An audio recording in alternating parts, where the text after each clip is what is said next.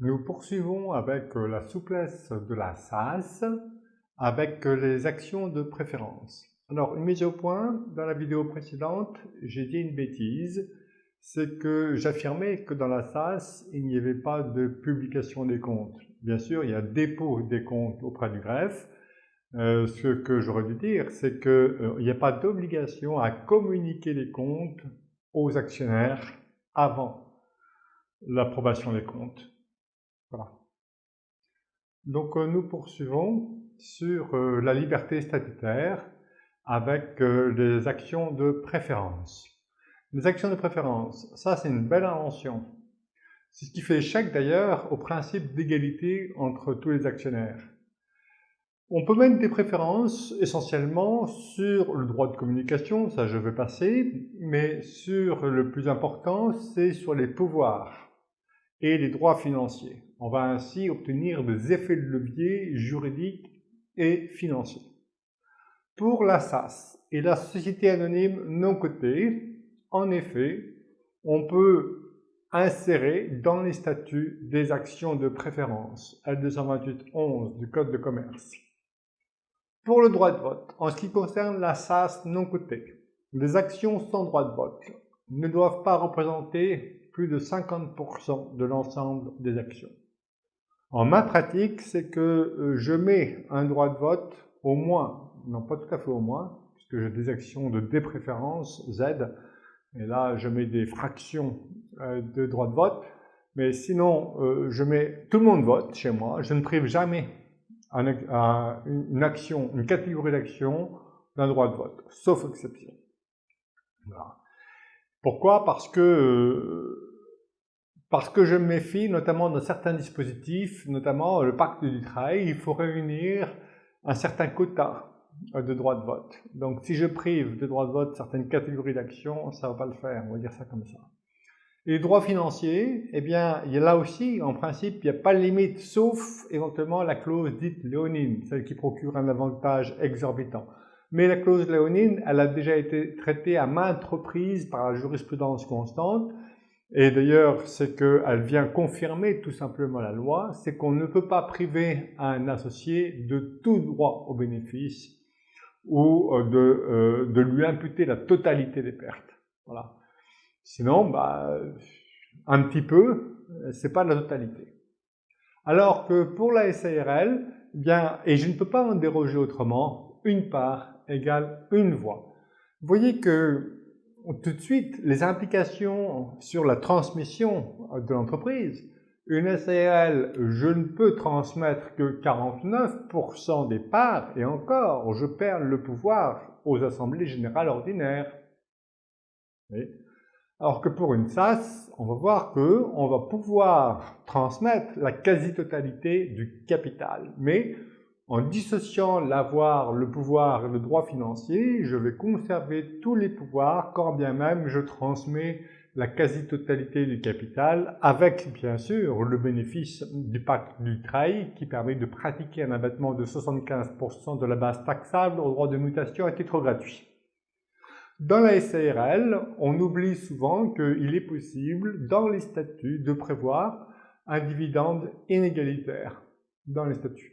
Parce qu'il n'y a pas de disposition spéciale du Code de commerce qui l'empêche, et le Code civil, il nous dit quoi? Il nous dit que la part des bénéfices et des pertes dans le capital est à proportion du capital social, sauf clause contraire. Donc s'il y avait la clause contraire, on peut avoir des parts A, des parts B, des parts C et faire des inégalités, par exemple. Donc la SARL, on peut faire un dividende inégalitaire, mais pas un droit de vote, alors que dans la SAS, on peut mettre des préférences. On peut créer des inégalités en droit de vote. Et dans la SAS, on peut faire des inégalités en droit de vote, non seulement par des catégories d'actions, des actions de préférence ou de dépréférence. D'ailleurs, le L228-11 du Code de commerce qui institue les actions de préférence, qu'est-ce qu'il dit cet article-là? Il peut être créé des actions de préférence de toute nature et en fait, l'article est très négatif. On peut priver les actions sans droit de vote, sauf si la moitié, bien sûr, dans la limite de la moitié des actions, enfin, voilà. Et l'article consacre des préférences. Moi, je vais mettre des préférences, j'ai toujours cette vision positive. Des préférences, je vais les limiter, je l'ai dit que chez moi tout le monde vote, mais je vais accentuer, bien sûr, les préférences. Donc, on va pouvoir créer des inégalités entre catégories d'actions. Donc, on va créer des catégories A, B, C. J'ai même des actions de dépréférence, pour le coup, hein, Y, Z. Donc, et dans la SAS, on peut également créer des inégalités accordées à des personnes, notamment nommément désignées. Par exemple, le président va avoir des pouvoirs particuliers. Alors que tout ceci est impossible dans la SARL. Simplement, on peut mettre des droits financiers inégalitaires, comme pour la SAS. Action de préférence, nature des préférences, donc essentiellement le vote, les droits politiques et les droits financiers, le dividende et, quand on casse la tirelire, la liquidation de la société, le boni ou le mali de liquidation. Répartition inégale du boni de liquidation ou du boni ou du mali de liquidation en cas de perte. Hein. Et on peut aussi créer des préférences sur des droits patrimoniaux. Alors, par exemple, la SAS autorise que les statuts peuvent déterminer les modalités du prix de rachat, notamment en cas d'exclusion. Donc ça, je vais m'en servir de cette clause-là. Donc les modalités du prix de rachat qui seront différentes en cas de rachat, si je m'entends bien, par exemple, avec un actionnaire. Y a-t-il abus de majorité? Non, parce que si la clause est insérée dans les statuts, vous voyez bien qu'il ne s'agit pas d'une clause, d'une décision potestative qui ne dépend de la volonté d'un associé, mais ce sont les règles statutaires. Alors les droits politiques, le vote, donc les préférences attachées, on peut le mettre dans la SAS à des personnes.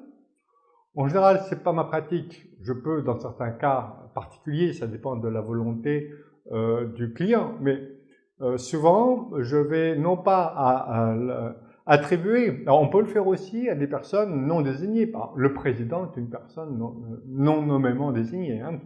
Mais on peut aussi le mettre à monsieur ou madame le fondateur, et on désigne son nom, donc là on est vraiment dans les avantages particuliers, dans la procédure des avantages particuliers, mais j'ai plutôt tendance à accorder des préférences à certaines catégories d'actions.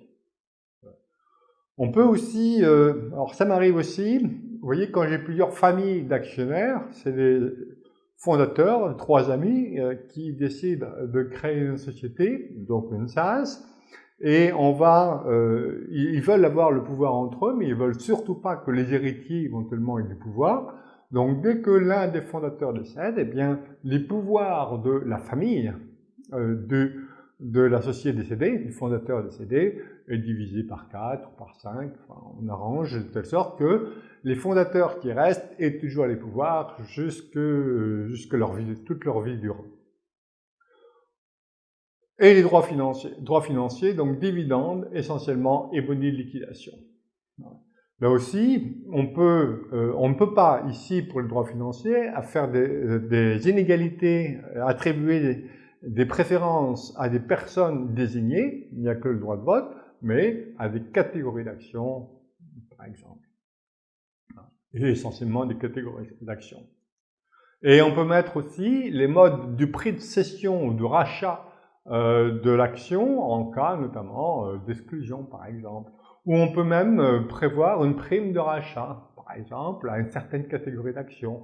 On peut prévoir que certaines catégories d'actions sont rachetables, d'autres non. Alors, il faut être suffisamment souple. Pourquoi? Parce qu'on peut changer d'avis. Donc, tout ceci, hein, je crée des règles, et puis je mets, sauf décision contraire, prise par, et puis là, j'accorde les pouvoirs au fondateur, ou à la personne qui l'aura désigné pour lui succéder. Tout est variable. L'idée ici, c'est le droit de vote multiple et les droits financiers multiples. Donc, dans la SARL, non. Une part égale une voix. Mais on peut, selon le Code civil, instituer des inégalités donc en droits financiers, accordés à certaines catégories des droits financiers multiples. Pour la société anonyme, la société en commandite par action, on peut créer des inégalités en droit de vote grâce aux actions de préférence et également sur le droit financier des inégalités de traitement entre différentes catégories d'actions. Pour la SAS, oui pour les deux, avec une particularité, c'est que on peut notamment renforcer des pouvoirs à une catégorie de personnes, et non pas forcément que des actions de préférence, ou une personne nommément désignée. Par exemple, le président fondateur, et lui seul par exemple.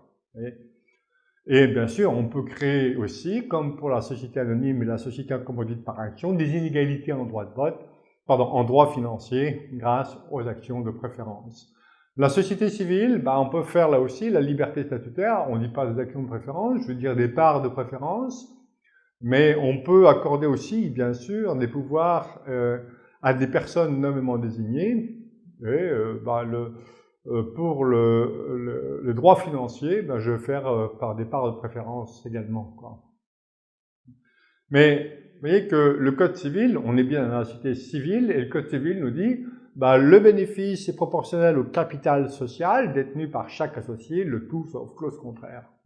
Et les statuts de la société civile déterminent la façon dont la société est dirigée. Donc vous voyez bien que je peux mettre des droits de vote, je ne vais pas l'appeler un droit de vote multiple, mais un pouvoir supérieur à une personne nommément désignée, par exemple.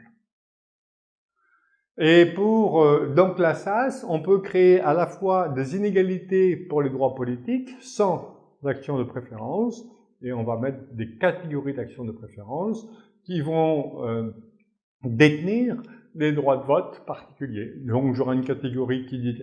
Alors vous voyez, je prévois les générations futures. Moi, fondateur, allez, boum, 100 droits de vote, 1000 droits de vote, 10 000 droits de vote. Il n'y a pas de limite, sauf la clause dite léonine. Donc on s'arrange pour ne pas priver un associé de tout droit, notamment au bénéfice, et de le priver un associé du droit de voter. En tous les cas, on ne peut pas priver un associé du droit de participer, mais de participer aux décisions collectives. Quelles sont les décisions collectives? Je le rappelle que pour la SAS, il n'y a que 3 obligations de décision collective: l'approbation des comptes, la nomination du commissaire aux comptes et certaines opérations en capital, notamment en termes de fusion. Mais je peux très bien stipuler dans les statuts que, hormis ces 3 décisions-là, il ne s'agit pas d'une décision dite collective, mais d'une décision qui sera prise, toute autre décision sera prise, par exemple, par le président fondateur, ou par la majorité des droits de vote, ou par une catégorie d'actions prédéterminée. Voilà, comme ça, c'est plus léger. Vous voyez que toutes les décisions ne nécessitent pas de réunir une assemblée, notamment. Puis même les décisions prises oralement, ça marche, tout ça. Donc, pour les droits politiques, le droit de vote, je peux créer des inégalités en nommant une personne, en attribuant des pouvoirs spécifiques à une personne précise, ou alors à une catégorie d'actions précise. Et les droits financiers, eh bien, je peux créer des inégalités, pas sur des personnes, mais sur des catégories d'actions. Donc, tout est possible. Mais il faut le prévoir. Alors, ma pratique fait que j'ai le droit de vote, pratiquement, il va être immuable pour moi, le président fondateur, par exemple, mais je vais prévoir l'évolution des droits de vote, des catégories d'actions. Il faut prévoir tout ça dès le départ, sinon il faudra l'unanimité pour modifier tout ça. Dès lors qu'on accroît les engagements d'un associé, ou alors un commissaire aux avantages particuliers si on modifie ou on crée une nouvelle catégorie. Par contre, si on prévoit les modifications ou le passage d'une catégorie à l'autre, les conditions de passage d'une catégorie à l'autre, et que c'est indiqué dans les statuts, on pourra le faire librement. Et tout ça, je dis, sauf décision contraire prise par le président fondateur ou à la majorité des droits de vote. Voilà. Et à chaque fois, je suis suffisamment souple. Donc oui, alors je prévois les générations futures, c'est-à-dire que je prends par exemple, pour une catégorie, moi j'ai une catégorie A, le président, le fondateur. J'ai souvent le président. Bon, pas toujours. Mais j'ai 100 droits de vote, mais je prévois qu'en cas de décès ou en cas d'incapacité, eh bien, le droit de vote s'éteint. Mais je mets aussi mes enfants, par exemple, associés, puisque vous avez vu qu'il faut tout de suite mettre les enfants au capital, hein, pour la transmission, puis pour leur éducation. Souvent, la gouvernance, ça passe, moi j'ai tendance à mettre, tiens, un enfant inné, hop, il rentre au capital de la société. Pourquoi? Bah, ça va tout de suite rentrer dans ses gènes, et ça va transmettre de ces gènes de génération en génération. Et ben, peut-être qu'eux, ils vont être titulaires de catégorie d'action B. Il y a une catégorie d'action B, elle aura 10 droits de vote. Moi, 100. A. E, B, 10. Et comme ça, eux-mêmes pourront transmettre le capital à leurs propres enfants en gardant les pouvoirs. Donc vous voyez, je prévois les générations futures. Et puis alors, pour le droit financier, ben oui, je m'attribue bien sûr le droit financier, mais je le fais variable. Pourquoi? Selon les catégories. Je le fais variable parce que si j'ai envie un jour de favoriser, j'estime que j'ai beaucoup d'argent, ben, c'est un peu idiot que ça remonte vers moi continuellement, alors que j'en ai pas besoin, mais si mes enfants sont majoritaires en capital, ben, il est préférable à un moment donné, si j'ai suffisamment d'argent, que je décide que le dividende aille chez eux. C'est pour ça que chez moi, il est variable, et tout ça, c'est décidé eh bien, selon des majorités qui sont déjà précisées dans les statuts. Donc c'est souple. Et voilà, le gros avantage de la SAS, c'est que ça permet de dissocier l'avoir et le pouvoir. Donc on a vu pour la SARL, une part égale une voix, je ne peux transmettre que 49% du capital et je perds les pouvoirs aux AGE. Ah oui, pourquoi? Parce que c'est les 2/3 du capital, donc si je transmets 49, bah oui, donc j'ai perdu les pouvoirs, donc c'est un peu dommage, parce que si je m'entends pas avec mes enfants plus tard, bah je l'ai dans l'os. Hein. Alors que je vais renforcer, je vais amplifier l'effet de droit de levier juridique avec la SAS, puisque je peux transmettre 99% du capital, et à ce moment-là, je garde 1%, mais tous les pouvoirs, voire la majeure partie des droits financiers avec la catégorie d'action que je détiens. Donc, j'ai 1% du capital, mais j'ai 100% des pouvoirs. C'est belle, la vie.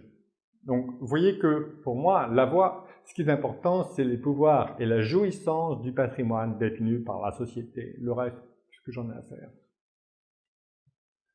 Donc, je rappelle ce qu'on avait vu auparavant. Donc, au niveau du vote, SARL, une part égale une voix, l'usufruitier, il a l'affectation, il a le pouvoir d'affecter le bénéfice, mais les statuts peuvent éventuellement accroître ses pouvoirs.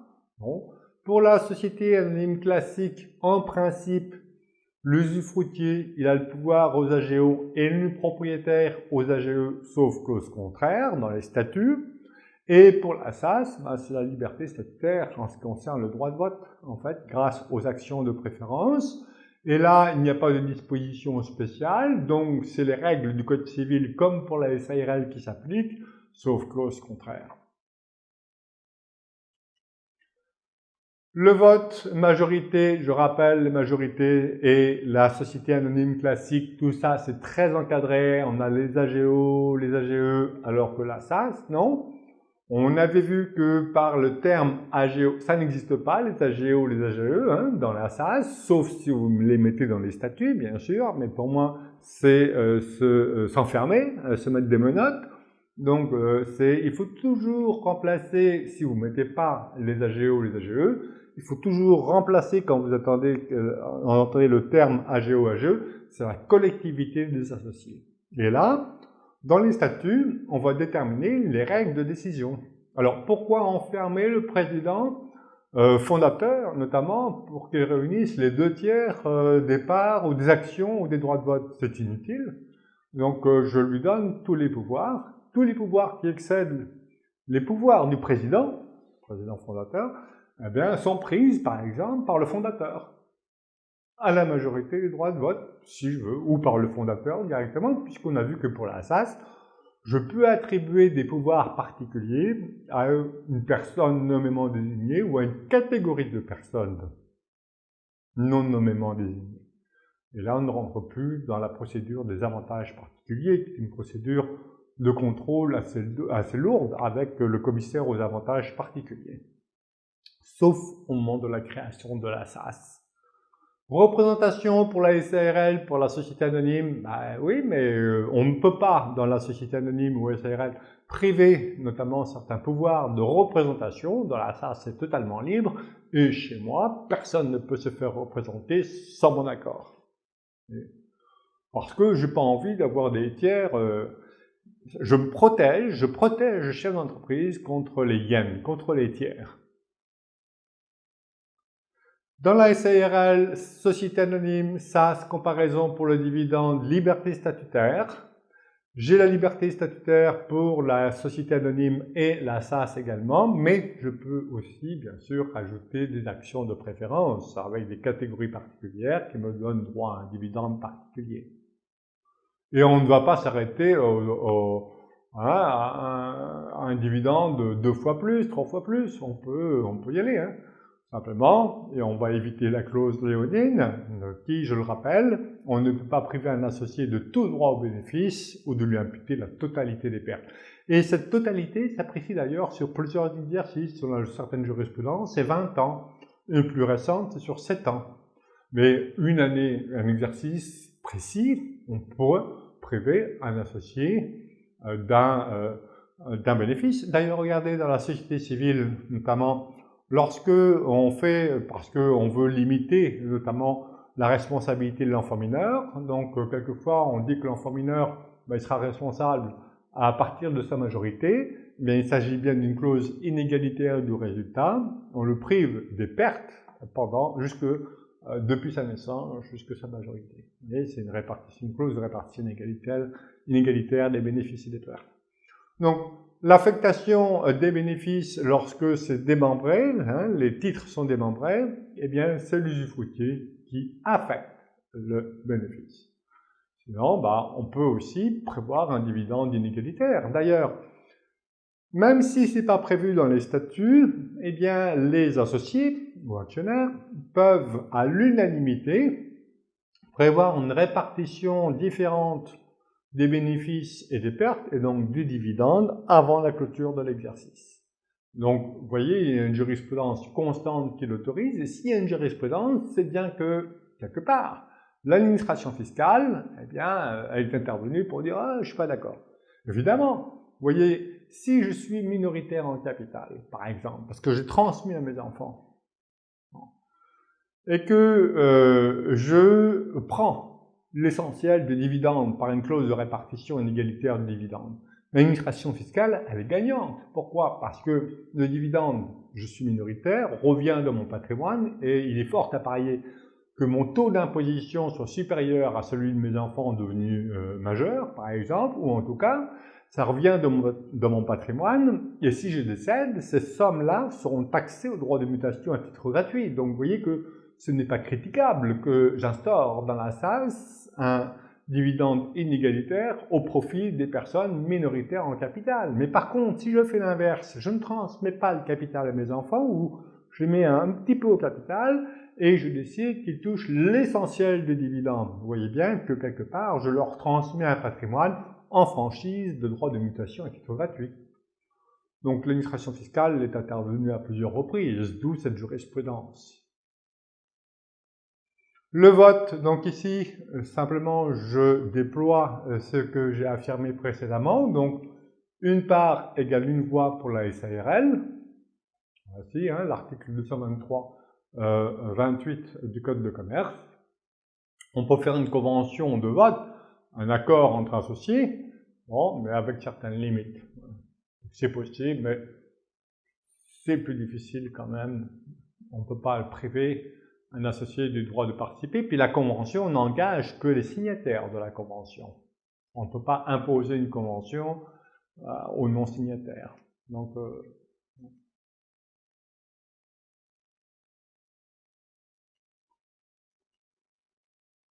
la société anonyme, société en commandite par action, donc possibilité d'action de préférence, comme pour la SAS, mais attention, on a quand même des contraintes assez fortes. on a vu que les missions du président sont encadrées, les pouvoirs du président sont encadrés, notamment par ceux du conseil d'administration et aussi par les AGO, les AGE, avec les quorums, mais avec bien les majorités qu'il faut recueillir, qui, je le rappelle, plus de la moitié ou plus des 2/3. Donc là, ça, c'est beaucoup plus souple en termes de gouvernance, puisqu'on n'est pas, je rappelle, on n'est pas tenu ni aux AGO, ni aux AGE. Et les statuts fixent les conditions dans lesquelles la société est dirigée. Donc, ouf. Et le président, sauf clause contraire, est investi des pouvoirs les plus étendus pour agir en toutes circonstances dans la limite de l'objet social. Et voilà, c'est pour ça que c'est beaucoup plus souple, c'est ce que je vous disais. Hein, certains associés, ils peuvent voter, on ne peut pas leur priver aujourd'hui de voter, je le rappelle, pour approuver les comptes, pour nommer le commissaire aux comptes ou pour certaines opérations en capital. Mais sinon, c'est les statuts qui déterminent les décisions qui peuvent être prises collectivement par les actionnaires. Et dans les conditions qu'ils prévoient. Ça veut dire qu'on n'est pas tenu aux assemblées. Ça peut être une consultation écrite, par exemple, ou écarter, bien sûr, la qualification de décision collective, mais pour les 3 décisions que j'ai citées tout à l'heure. Pour les dividendes, la SARL, principe, une part égale un dividende, mais possibilité d'en convenir autrement, puisque les statuts, je rappelle, hein, le Code civil prévoit que la proportion des bénéfices et des pertes est la proportion du capital, le tout sauf clause contraire. Donc on peut aussi en convenir autrement, c'est-à-dire à l'unanimité avant la clôture de l'exercice, avec un inconvénient aujourd'hui pour la SARL, c'est qu'on a des charges sociales sur le dividende versé, sauf si le capital est suffisamment important, mais je l'ai déjà évoqué, pour moi, augmenter le capital pour échapper aux charges sociales sur le dividende, c'est une très mauvaise idée. Pourquoi? Parce que j'immobilise encore au capital, alors que j'aurais besoin de ces sommes-là, enfin, pour profiter de la vie. On ne vit qu'une fois, en principe. Donc, il faut profiter de la vie, et non pas accumuler, tout ça pour échapper à l'imposition. Pour les sociétés anonymes non cotées, donc possibilité d'action, là aussi de préférence, on a quelquefois des charges sociales qui peuvent être majorées sur certaines conditions que voici, mais c'est un peu exceptionnel. Mais c'est quand même une jurisprudence, une cour d'appel de Basse-Terre de 2014. Alors que c'était l'intention, c'était de rémunérer. Et à ce moment-là, on peut être amené à verser des charges sociales sur le dividende. On va obtenir l'effet de levier juridique maximal grâce au droit de vote plural, notamment grâce avec la SAS et la société civile. La société anonyme, on va l'écarter parce qu'on a vu qu'on a des contraintes, des pouvoirs du président qui sont encadrés par le conseil d'administration avec les AGO, avec les AGE. Donc ici, un exemple. Monsieur détient 2% du capital, mais les statuts, il détient des droits, par exemple, un droit de vote pour la catégorie d'action, 50 droits de vote par action qu'il détient. Il détient des actions A qui représentent 2% du capital. Sa fille détient 98% du capital, mais son droit de vote est simple. Alors, vous voyez que j'aurais prévu normalement, dans la réalité, je prévois les parents sans droit de vote, voire plus, les enfants peut-être 10 droits de vote par part pour la catégorie qu'ils détiennent. Ils ont bien sûr, tout le monde a un peu d'action ordinaire qui donne un droit de vote, et comme ça, on prévoit la transmission intergénérationnelle.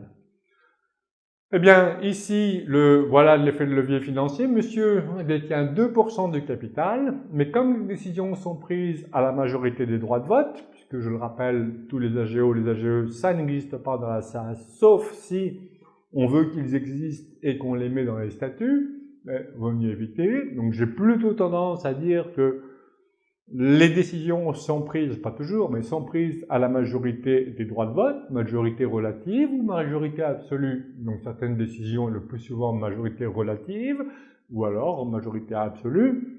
Et ici, monsieur détient plus de 50% de la majorité donc relative. Hein, c'est la majorité relative, c'est plus de la moitié plus 1. La majorité absolue, c'est celui qui détient le plus grand nombre de droits de vote parmi tous les associés. Bon, ça m'arrive de faire certaines décisions qui sont prises à la majorité absolue pour pas bloquer les décisions. Et puis ici, bon, bah, monsieur, dès lors qu'il détient plus de 50% des droits de vote, majorité des droits de vote, c'est-à-dire qu'il a le pouvoir à 100%. Ah.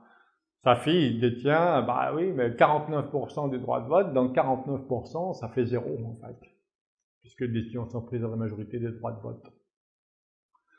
La SAS, société civile, l'effet de levier financier, même chose, on suppose que monsieur détient 2% du capital, mais les actions ont un droit financier, chaque action, donc les deux actions ont 50 droits financiers, alors que les 98 actions détenues par sa fille ne possèdent qu'un droit financier simple 1, eh bien, le parent, même s'il détient 2% du capital, a droit à plus de la moitié de dividendes. Mais on peut encore forcer, hein, on n'est pas obligé de limiter à 50. On peut mettre 100, on peut mettre 1000, voilà.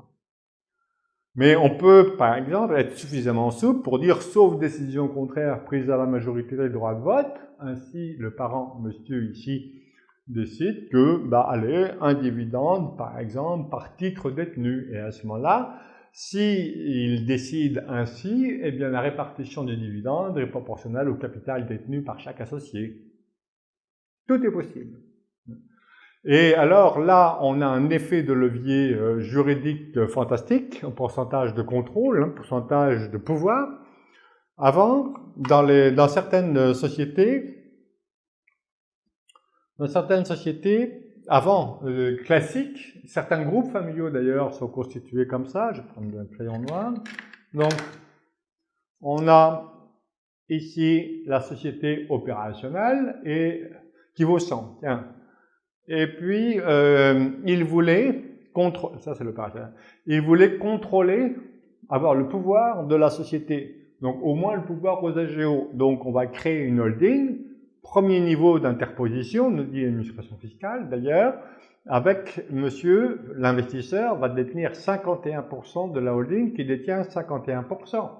Il n'a que 2 € à investir. Si ça vaut 100, donc ici, il lui faut 51 pour investir dans la holding. 51, mais il n'y a que 2 €. Donc il va falloir qu'il crée une holding. Et puis alors 25 ici, mais il n'a que 2 €. Donc il va falloir qu'il crée une holding qui détient 51% du capital, mais ici il n'a que 2 €, ça fait 12, etc., etc., etc. Vous voyez que dans certaines familles, avant, quand une part égale un droit de vote, eh bien, on avait l'obligation de créer plein de holdings, ce qui pose aussi, non seulement en termes de coûts, mais ce qui pose aussi des problèmes en termes fiscaux, puisque bien souvent, on peut, lorsque la société en bas est opérationnelle, on peut avoir des avantages fiscaux, mais très souvent, ils sont limités à 2 niveaux d'interposition. Donc, une fois que l'associé est ici, ben, il ne peut plus bénéficier de certains avantages fiscaux. Je parle notamment de l'avantage fiscal du pacte du travail, notamment. Voilà. Donc, alors qu'avec la SAS, eh bien, je crée une SAS et puis je détiens des actions de préférence qui me donnent tant de droits de vote, et j'ai le droit de vote sans créer de holding d'ailleurs. Il n'y a pas de nécessité de créer de holding avec une SAS. On verra dans le cours de la holding, mais la holding, pour moi, elle a 3 nécessités, éventuellement le rachat. Mais bref, le rachat notamment d'une entreprise pour avoir le bénéfice du régime Murphy, notamment, voire de l'intégration fiscale, mais ça, l'intégration fiscale présente plus d'inconvénients que d'avantages. Mais ici, j'ai même plus la peine de créer une holding, je détiens des actions de préférence directe, puis une holding, c'est très coûteux. C'est très coûteux parce que, regardez ici, ben on reprend cet exemple-là. Lorsque le dirigeant qui est là-haut, bon, il pleure d'ailleurs, bon, il veut vendre l'opérationnel, eh bien à ce moment-là, l'acquéreur, il veut pas racheter tout ça. Bon, il va falloir peut-être éventuellement fusionner tout ça avant la vente, et fusionner éventuellement par le bas, mais l'administration fiscale n'aime pas les fusions par le bas, et savoir pourquoi. Mais ça sera l'opérationnel qui va être vendu. Et le cash, il va être là. Et comment faire remonter le cash? Donc, sortir le cash pour enfin profiter de la vie. Donc, ici, on reverse un dividende avec le régime Murphy, et paf, 2% de frottement fiscal, et ici, 2% de frottement fiscal, et après 2% de frottement. Et après, paf, oh, un dividende, tiens. Ah, bon, un dividende, le minimum, le 30% aujourd'hui. Donc, c'est pas terrible. Hein. Donc, il vaut mieux avoir une participation directe dans l'opérationnel. Sauf si c'est ses enfants, parce que si je vends l'opérationnel, c'est les enfants qui en ont l'argent. Donc là, oui, je peux éventuellement avoir une holding. Mais il n'est pas nécessaire de la créer dès le départ. On peut la créer dans certaines circonstances après.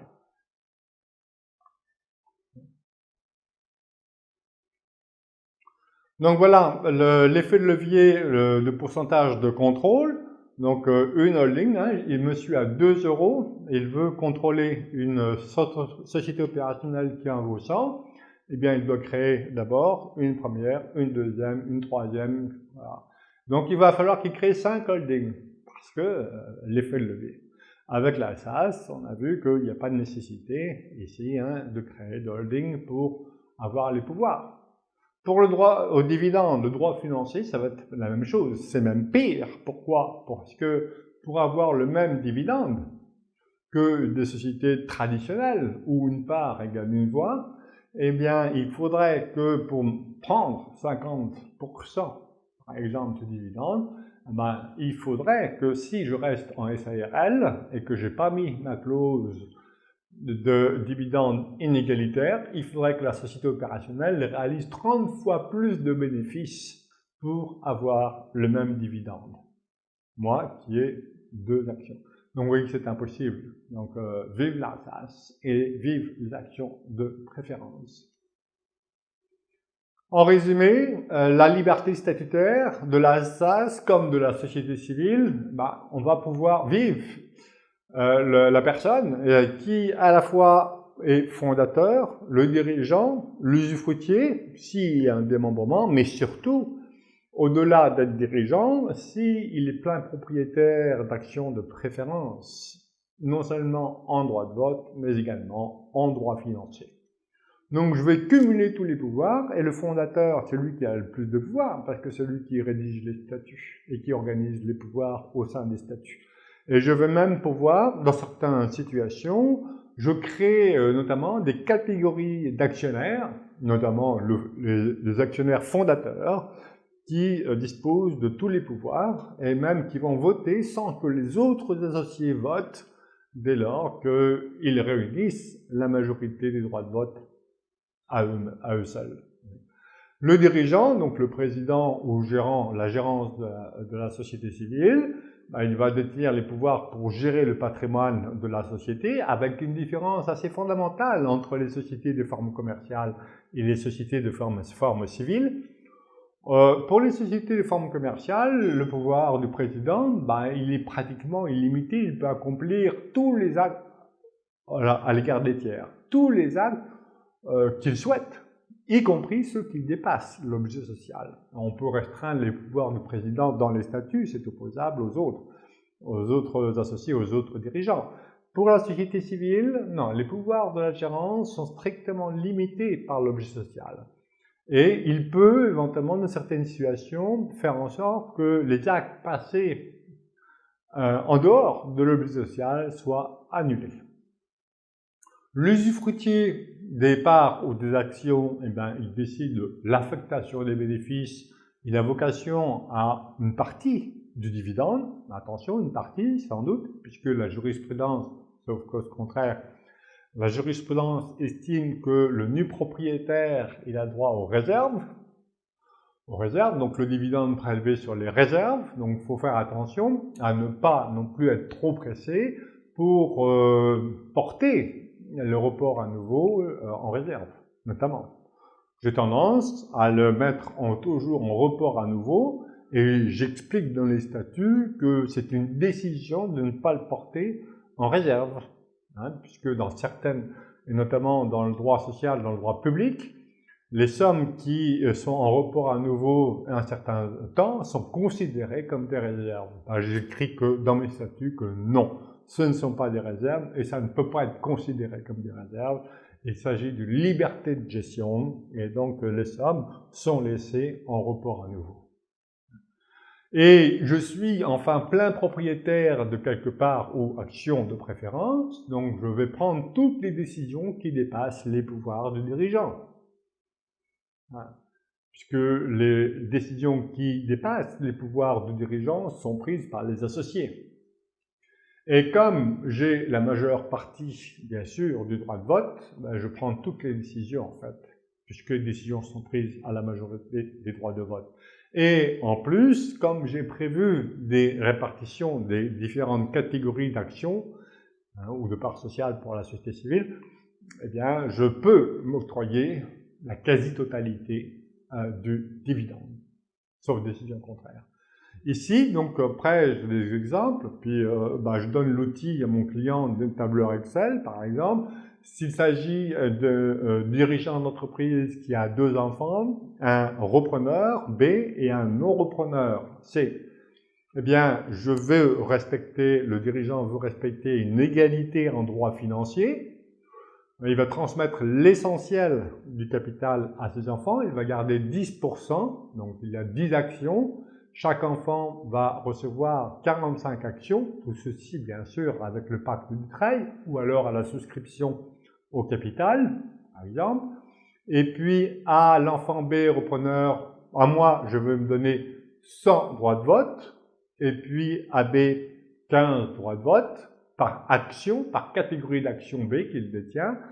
C va détenir des actions dites ordinaires, par exemple en droit de vote, donc un droit de vote. Mais le dividende, vous voyez, je vais dire qu'ils ont le même droit au dividende. Les actions de catégorie B et les actions de catégorie C, chaque action de catégorie B et C a droit à un dividende de 10. Donc les parents ont 10% du capital, mais ils peuvent percevoir, puisqu'ils ont un droit financier de 200, 70%, 69% du dividende, par exemple. Et ensuite, lorsque les parents décèdent, eh bien, on a l'égalité en droit financier qui est respectée, mais B est majoritaire, eh bien, en droit de vote. C'est lui qui prend les décisions. Non seulement j'ai prévu dans les statuts qu'il sera président, je peux éventuellement limiter le pouvoir du président qui va me succéder. Après, c'est une histoire personnelle. Voilà. Il faut construire, avec la personne, avec le client, construire l'histoire personnelle. Donc je suis l'enfant non repreneur, il est minoritaire en droit de vote, mais il est égalitaire en droit financier avec son frère ou sa sœur B. Tout est possible. Donc la SAS, je peux également faire rentrer des investisseurs extérieurs. Pourquoi? Le plus souvent, l'investisseur extérieur, il est intéressé par la rentabilité de son investissement. Pour les pouvoirs, ouais, il veut avoir un certain œil, il veut un droit de veto sans doute pour certaines décisions, par exemple. Sans doute, oui, notamment la cession ou le retrait du dirigeant qui fait que la dette est due, s'il y a retrait du dirigeant, puisque tout va reposer sur la compétence notamment du dirigeant, par exemple. Mais cela étant, le dirigeant va pouvoir ouvrir son capital de sa société, mais rester le maître grâce à un droit de vote plural. Et on va contenter les investisseurs, notamment par un dividende majoré. Tout est possible. Et si c'est plutôt au sein de la famille, s'il y a du démembrement, alors démembrement il peut être volontaire ou involontaire, involontaire notamment dans le cadre d'une donation au dernier vivant, ou sans, puisque les droits légaux du conjoint survivant, lorsque les enfants sont tous issus du même lit, c'est peut-être la totalité en usufruit ou un quart en pleine propriété. Imaginons ici qu'il y a un régime de communauté et le conjoint, par exemple, ou séparatiste, peu importe, et que le conjoint opte pour 100% en usufruit, les enfants sont nus propriétaires. Je vais faire en sorte quand même qu'ils détiennent des parts en pleine propriété avec un droit de vote un peu majoré, mais pour la génération suivante, la deuxième génération, mais les parents, puis le parent survivant, si telle est la volonté de mon client, détient tous les pouvoirs grâce aux parts ou aux actions de préférence. Même si les pouvoirs de l'usufruitier sont limités à l'affectation des bénéfices, D'ailleurs, c'est une disposition inscrite, exigée pour un pacte du travail. Les pouvoirs de l'usufruitier doivent être statutairement limités à l'affectation des bénéfices. Vous voyez bien que ça ne me coûte rien, alors je vais le mettre, hein, les pouvoirs de l'usufruitier sont statutairement limités à l'affectation des bénéfices pour les actions soumises à engagement du travail, pas pour les autres.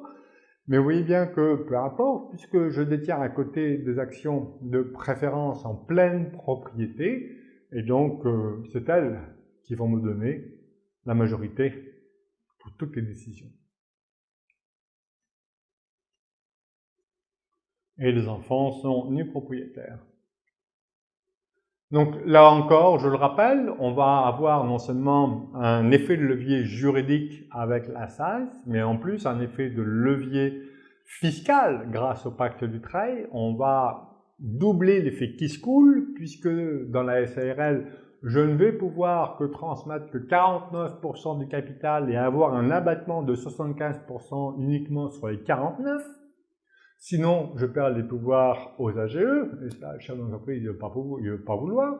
Et puis, comme je veux transmettre, moi, quand les enfants sont petits, parce que quand c'est petit, c'est mignon, eh bien, je vais, avec une SAS, transmettre tout de suite 99% du capital. Si je viens de créer ma SAS, c'est pas nécessaire de faire du travail, mais je vais pouvoir, en tous les cas, transmettre tout de suite 99% du capital ou par l'intermédiaire du pacte du travail. Et si c'est par l'intermédiaire du pacte du travail, eh bien, on va profiter de l'abattement de 75%, non pas sur 49% pour la SARL, mais sur 99%. Sur 99%. Donc, je double l'avantage fiscal du travail. Un abattement de 75% sur 49%, d'une part, un abattement de 75% sur 99%, d'autre part. Que choisissez-vous? Il vaut mieux avoir un abattement sur 99. Donc vous voyez que, et je garde les pouvoirs. Certes, le capital a été transmis, même ces enfants s'opposent, ou je ne m'entends plus avec eux, j'ai pris toutes les dispositions dans les statuts pour qu'en aucun cas ils puissent me nuire. Et si H est à l'IS, F est à l'IS, on a aussi des préférences, donc on a des effets de levier fiscaux. C'est vrai que dans l'IS, on est taxé, la personne physique n'est taxée que si elle perçoit des dividendes. Et l'apport de titres à H, il y a un report d'imposition des plus-values. Et les entreprises, au sein des entreprises, eh bien l'impôt est neutralisé fiscalement, puisqu'on peut avoir l'intégration fiscale. Dès lors que la holding détient, j'aime pas beaucoup, détient 95% du capital de la FI, à ce moment-là, on peut faire la somme algébrique des bénéfices et des pertes de l'ensemble des sociétés qui ont sollicité l'intégration fiscale. On peut avoir le régime mère-fille, dès lors que la mère détient au moins 5% du capital de la fille, les dividendes qui remontent sont exonérés d'IS, hormis la quote-part de frais de charge de 5%. On peut avoir le régime des titres de participation également. Donc, dès lors que la mère détient la holding détient 5% du capital et des droits de vote de la fille, eh bien, à ce moment-là, la mère vend la fille, eh bien, elle est exonérée d'IS en une quote-part de frais de charge de 12% sur le brut, et on peut, là aussi, eh bien, neutraliser l'impôt avec le régime des fusions-absorptions. Donc, intégration fiscale, 95%, on compense les bénéfices et les pertes. Régime de société mère, le dividende ne sont pas imposés hormis une quote-part de frais et charges de 5%. Les cessions de titres de participation, dès lors que la mère vend des titres après 2 ans de détention, on a l'exonération de la plus-value hormis une quote-part de frais et charges de 12%. Et les fusions, eh bien, on neutralise l'imposition également. Alors, évidemment, mais on a toujours ce problème. J'ai créé une holding, donc c'est vrai que je vais peut-être fluidifier les trésoreries. Ouais, ça veut dire que, ouais, je veux pas payer le PFU, je veux pas payer le dividende, c'est trop cher. Bon, ben à ce moment-là, je crée une holding et on verse les liquidités à la holding, certes, mais le jour où je veux profiter de la vie, j'en fais quoi? Je vais sortir par la case éventuellement distribution de dividendes. Alors, il y a d'autres solutions que la distribution de dividendes. On peut avoir moins cher qu'un PFU, mais il faut que ça réponde non seulement à un objectif autre que principalement fiscal, et puis il faut remplir certaines conditions.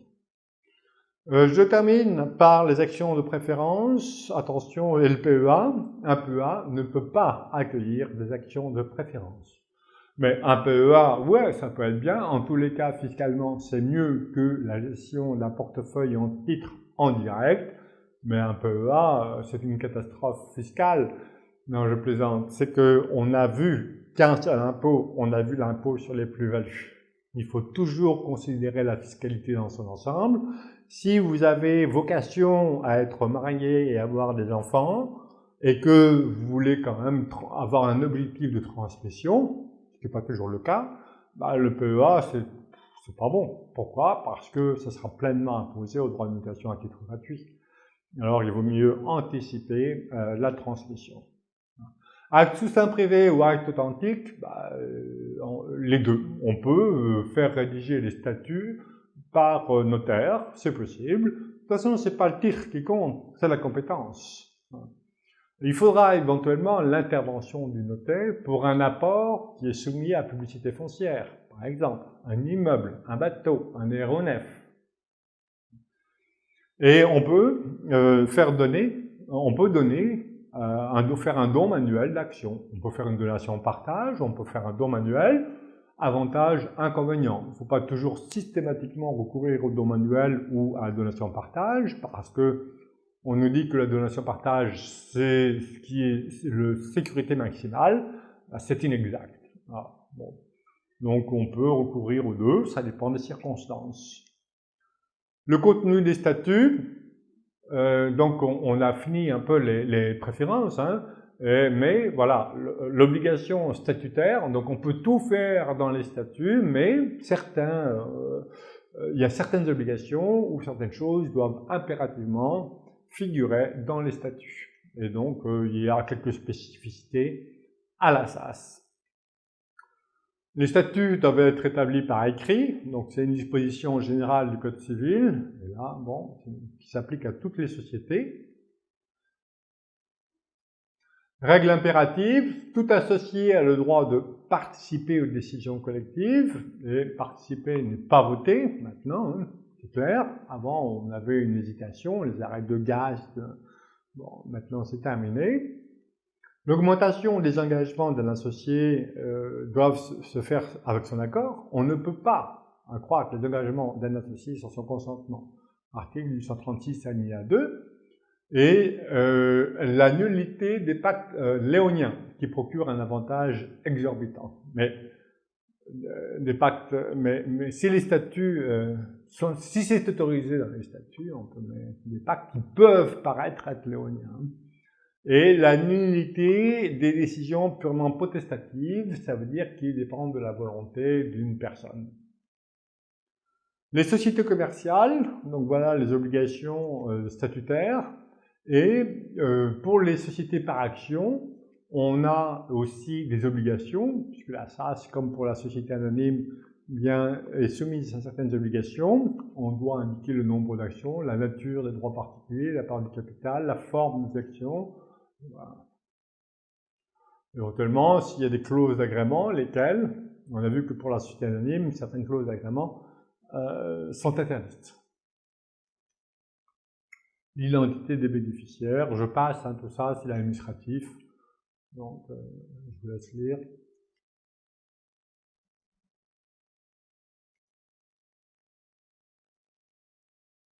Alors, les obligations donc, du contenu statutaire. La modification des statuts, je rappelle la nécessité d'inscrire dans les statuts de la SAS les conditions de modification statutaire, sinon, à défaut de précision, les statuts ne peuvent être modifiés qu'à l'unanimité des associés. Donc, pensez-y. Et pas de nécessité d'inclure dans les nouveaux statuts. Voilà. Dispositions spécifiques à la SAS, donc les conditions dans lesquelles la société est dirigée, ça c'est une obligation, les conditions de désignation du président, les clauses relatives aux cessions d'actions, les agréments, les clauses d'inaliénabilité notamment, si on les prévoit, et il y a des énonciations facultatives. que voici.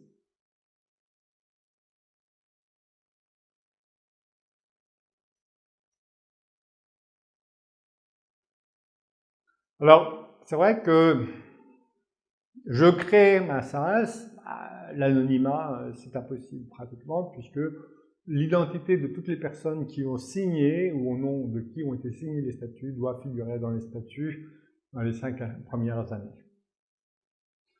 Si aussi je fais des apports en nature, mais pas des apports en numéraire, en espèces. Donc, est-ce que la société est immatriculée de plus ou de moins de 5 ans? Si elle est immatriculée de plus de 5 ans, ben, je n'ai pas nécessité de faire figurer l'identité de toutes les personnes qui ont signé les statuts, donc des actionnaires. La seule limite à l'anonymat, éventuellement, ça concerne tout le monde, c'est maintenant l'obligation de tenir le registre, de déclarer le registre des bénéficiaires effectifs. Et dans certains cas, tout intéressé qui justifie d'un motif légitime peut saisir le juge pour avoir connaissance donc, des actionnaires. Et le motif légitime, ben, il n'est pas expliqué. Et on peut tout faire. Hein. L'idée, c'est que au plan civil, au plan commercial, tout ce qui n'est pas interdit est susceptible d'être autorisé. Donc vous avez vu la grande liberté statutaire de la SAS. Il y en a qui veulent limiter puisqu'ils disent « Ah, c'est trop fort quand même, hein, c'est pas bien, faut... Je vous donne un exemple. Par exemple, dans toutes les sociétés, si un associé est autorisé par le juge à se retirer de la société, ben, en principe, les autres actionnaires ou la société, la SAS, la société a l'obligation de lui racheter ses titres, pas pour la SAS. Alors, pas pour la SAS, ça a été prévu dans les travaux préparatoires, hein, dans la création de la SAS en 2004, et donc certaines instances voudraient réintroduire justement bien la nécessité de racheter les actions du retrayant dans la SAS, mais pour l'instant, ça n'existe pas. Donc, vous voyez, la liberté, alors voilà, l'associé est autorisé à se retirer en justice, mais personne ne veut lui racheter ses actions, je ne vois pas comment il peut sortir. Donc, l'idée, c'est qu'on peut tout faire, on ne risque pas la nullité de la société, on risque simplement, éventuellement, la décision de la clause réputée non écrite. Voilà. Donc, ça va, non? Je précise l'obligation de conseil du rédacteur d'acte.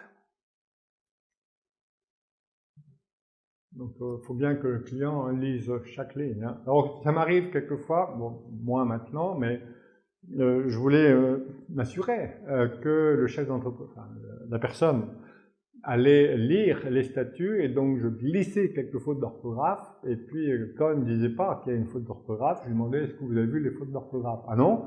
Bah, j'ai essayé de les trouver quand même, et puis donc il a lisé.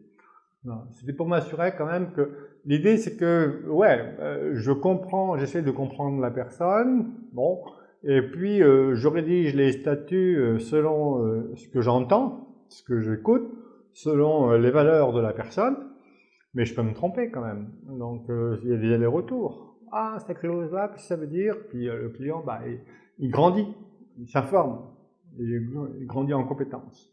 Donc, il dit, ah oui, tiens, et si, au fait, dans cette situation-là, qu'est-ce qui se passe? Voilà. Donc, c'est tout l'intérêt d'ailleurs du travail. Hein. Donc, le risque, c'est éventuellement la clause réputée non écrite. Donc, c'est pas très grave. Voilà. Le non-respect des stipulations contenues dans les statuts n'est pas sanctionné par la nullité. Si la nullité n'est pas prévue par la loi, ben, c'est pas la nullité qui est encourue.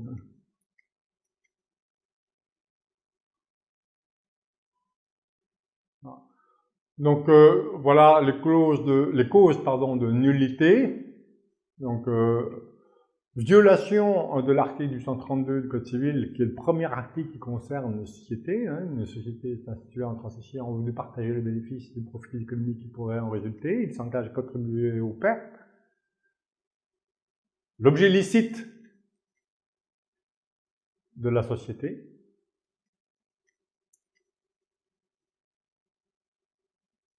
Voilà, un objet illicite, c'est soustraire un bien de la poursuite des créanciers, par exemple.